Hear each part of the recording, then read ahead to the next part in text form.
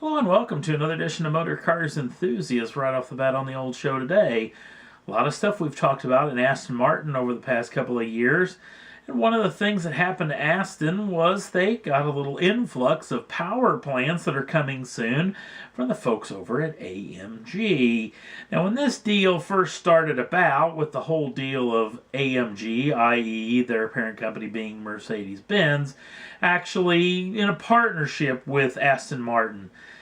But this partnership always seems somewhat lopsided, with Aston Martin actually taking in power plants from Mercedes and then giving back some sort of electrical deal that I thought that Mercedes probably could have developed in a lot quicker time and a lot cheaper than Aston Martin ever could. It really seemed a little bit one-sided, even though Mercedes did get 5% of Aston Martin.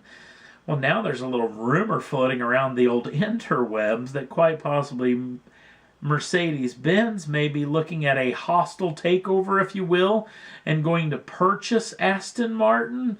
We're going to have to wait and see what comes of this in the future, but a very interesting rumor indeed. Speaking of Mercedes-Benz, the wraps just got taken off the brand new S63 Coupe AMG. The hot rod version from the AMG group took the wraps off just in the past couple of days. Now this vehicle is loaded with high horsepower goodness.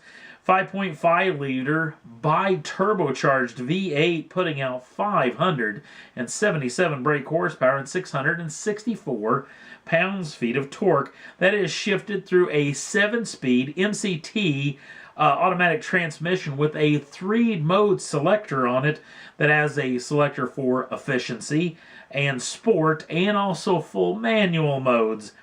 Now this vehicle will come with all-wheel drive, and the 67% of the power will be routed through the rear wheels. 0 to 60 numbers come in at 3.9 seconds with a top speed of 189 miles an hour. And it is quite breathtaking to take a peek at. This is the all-new S63 AMG from Mercedes-Benz. Next up on the list, well, there's a weirdo situation going on up in Detroit with the SRT plant that builds the brand new SRT Viper. Sales have been so poor on this automobile since its actual inception that the plant is going to take a little bit of time off just to try to settle down on production, because the supply is way overabundance right now of the SRT, and there's no real reasoning why exactly the brand new SRT Viper is not selling well. Now, they were planning on taking a couple 3 weeks possibly off, but that's now been extended 4 times down to 15 weeks that they're going to take off of the production. Now let's talk about what sales have done so far. This plant was actually tooled up to build over 2,000 units, or at least right on 2,000 units of production per year. How many SRT Vipers sold in the year of 2013? 591. That is not very good. And in fact, in all of February of 2014, according to Autoline.tv, they only sold 44 SRT Vipers. Now, a little bit of the winter could be because of the cold, but still, this has been pretty devastating to the SRT Viper, especially when you look at its crosstown rivals. Now, we're going to talk about days of supply. The days of supply for the Viper right now are 412 days of supply. Normal days of supply is 60. Now let's talk again about that crosstown rival, the brand new Stingray Corvette. The new Stingray Corvette, just in the month of February, sold 2,438 units. Granted, this car is brand new and just came out, but still, that's pretty devastating. The days of supply for the Chevrolet brand new Stingray Corvette are only 34 days of supply. So they're a little bit short-handed.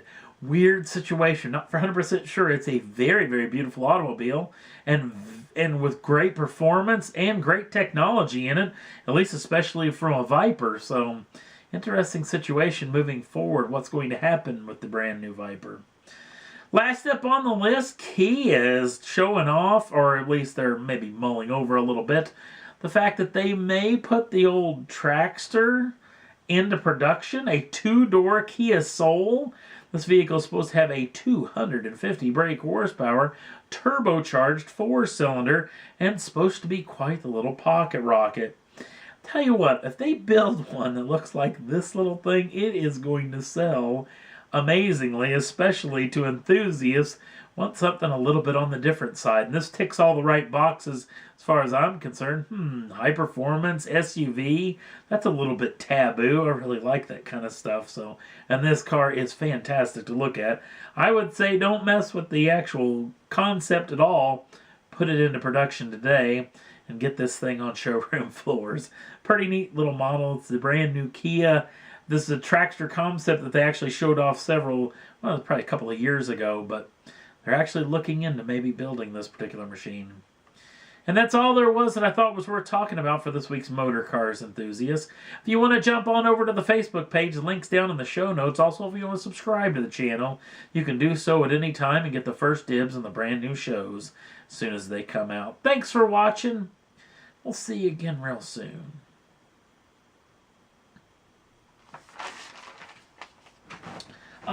That went swimmingly.